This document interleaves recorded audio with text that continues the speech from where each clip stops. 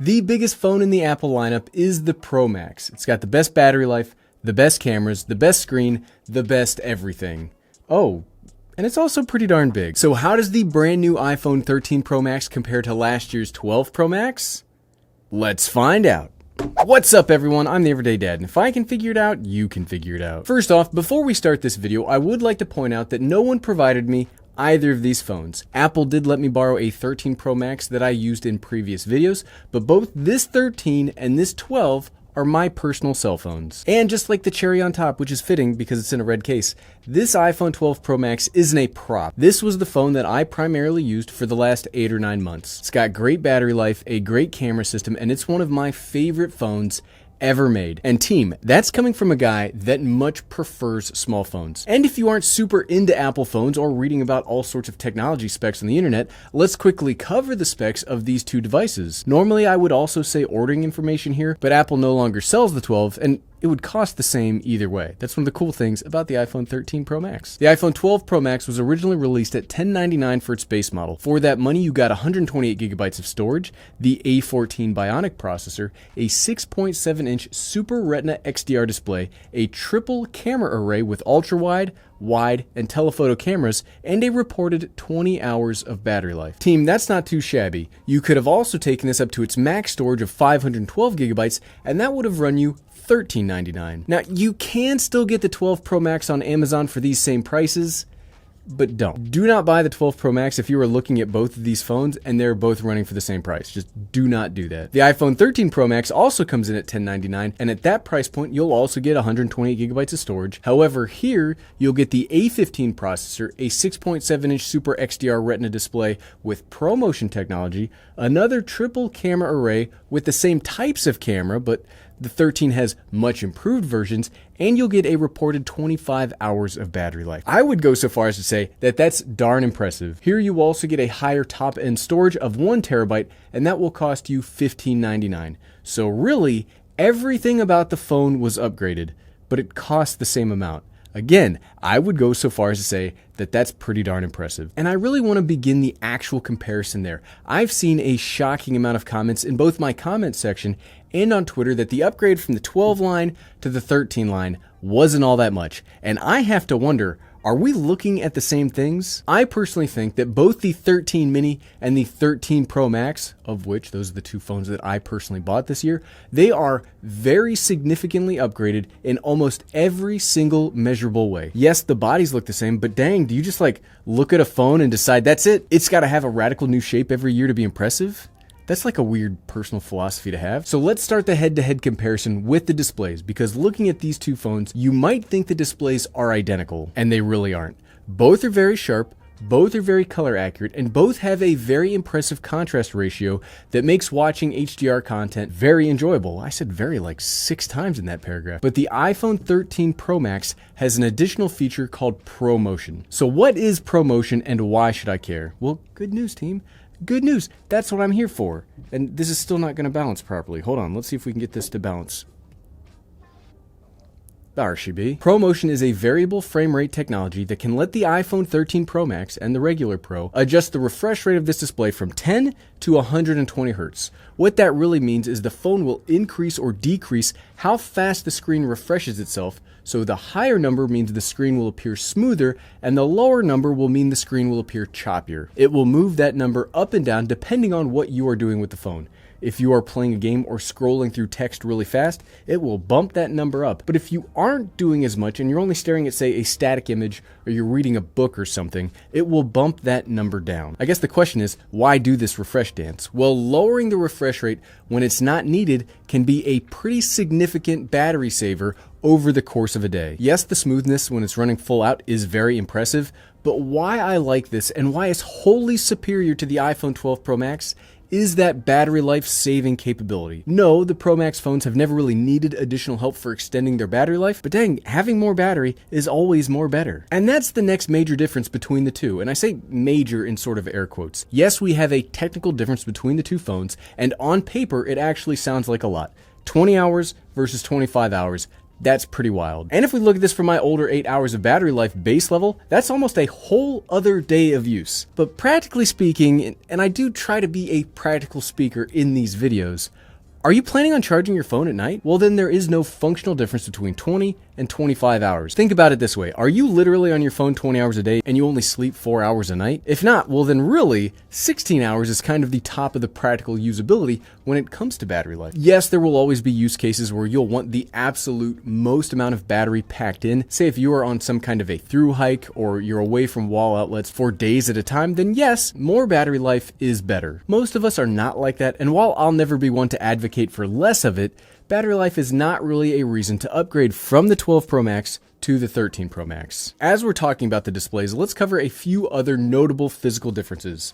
One, the camera bump, can you see that? It's noticeably bigger and does extend slightly farther from the body of the 13 compared to the 12. Yes, we will talk more about the camera specifically here in a second. Two, the iPhone 13 Pro Max is also heavier than the 12, mainly due to that extra battery heft. The difference is about 0.5 ounces between them. And I know that doesn't sound like a lot, but at least for me, it's a pretty noticeable difference. Now, this is also exacerbated for me because I've always got my phones in a case. So all around, the iPhone 13 Pro Max is slightly bigger and slightly heavier, putting it like, if we're balancing it, it's putting it right on the edge of being too heavy for me. Sure, it's still less than 9 ounces, however you cut it, but for a device that you are always carrying around, that's pretty beefy. Do I think all of these updates are worth the phone being a little bigger?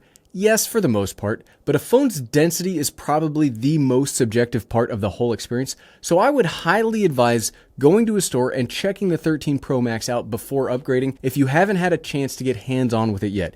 You might be shocked at just how dense of a brick this feels like. Another quick difference is, yes, the iPhone 13 has the brand new 6-core A15 processor inside of it with a newly designed 5-core GPU, and yes, objectively, it's more powerful than the A14 found in the 12 series. But you definitely won't be able to tell a difference between the two unless you start running benchmarks, and at that point, you're not really casually using the phone anymore. Really, where you'll be able to tell an actual difference in power is that more smooth operation that comes from the ProMotion we discussed earlier. That will be the thing where you'll look and you'll be like, wow, this looks like it's much faster and it's much more seamless, and that's because of the ProMotion. And the final major difference between the two that I want to talk about today is in the camera system and the camera system software. This could and is, if you search on YouTube. Like if you search on YouTube right now, you'll find hundreds, maybe thousands of videos going into this by itself. So I'm not gonna go super in-depth today, but I do wanna cover some of the biggest upgrades in the 13 Pro Max. First, this phone, and well, all the 13 series of phones, has the new cinematic mode, which is kind of like the portrait mode photography setting, but for video. It will give you a digitally created background blur in real time while using the Apple Camera app. It's not perfect. It sounds really cool, and it sounds like, oh, we no longer need big cameras anymore. It does have some edge issues, even in the best of light, and you can see in a big monitor that it is over sharpened. But I like it, and I think it's a pretty neat addition that will only get better over time. Another unique camera feature from the last year is macro mode. You can get some really nice, very close pictures pretty much automatically by moving your phone closer to whatever your subject is. It is kind of finicky right now, and I hope to see more manual controls over this in the near future, but when it works, it's awesome. When you can get the macro to work properly, it is so cool, and it gives you a very unique look in your photography that you cannot find anywhere else in the Apple ecosystem. Not only has the software been updated, but the cameras themselves have had pretty substantial upgrades. The wide angle on the iPhone 13 Pro Max now has an f1.5 aperture. If you're not a camera geek, that means that the opening of the lens of the camera is bigger and lets in more light, which will give you better low light performance, and it can even give you a pretty respectable amount of natural bokeh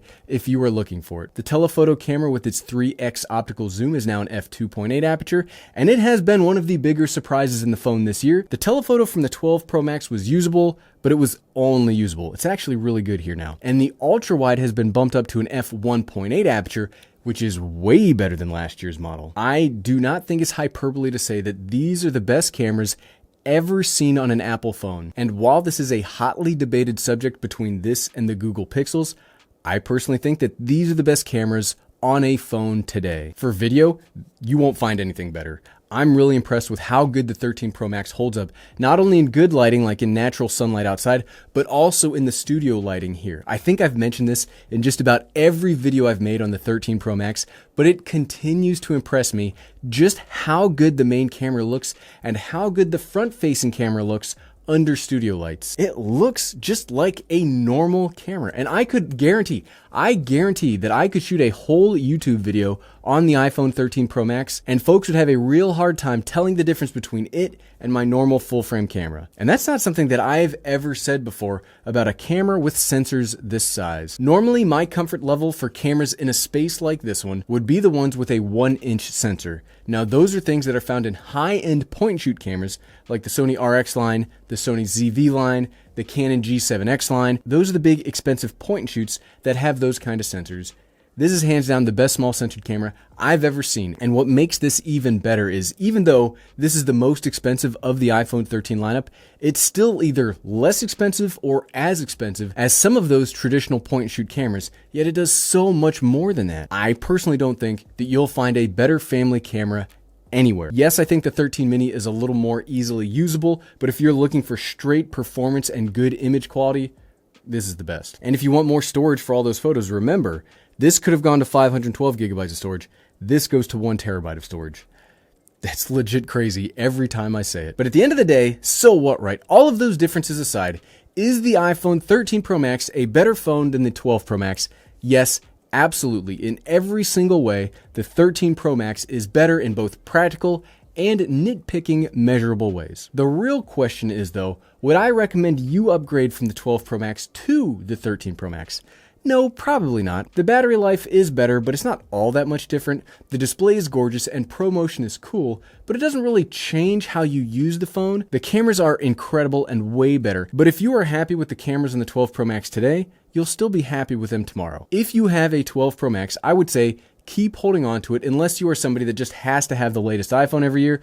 Well, then you didn't even need this video. Before you even watched this video, you knew that you were going to buy it. If you are looking to upgrade or buy your first phone, and because of a deal or something, you have these two on your list of potential purchases, I would easily say go with the 13 Pro Max. It also comes in better colors. Both of these phones are great, and I think the real big standout feature is that Apple does a very good job in making the phones incrementally better every year, so you can feel better about upgrading every 4 to 5 years instead of every single year. You're not having some kind of huge hardware disadvantage if you skip a year or you skip 2 years and get the iPhone 15 or 16. And if you like this video and you have decided on the 13 Pro Max anyway, here's a link to a video on all my favorite accessories for this giant obelisk of a phone, and you can find it by clicking right here. Click, click, click, click, click, click, click. Thanks for watching.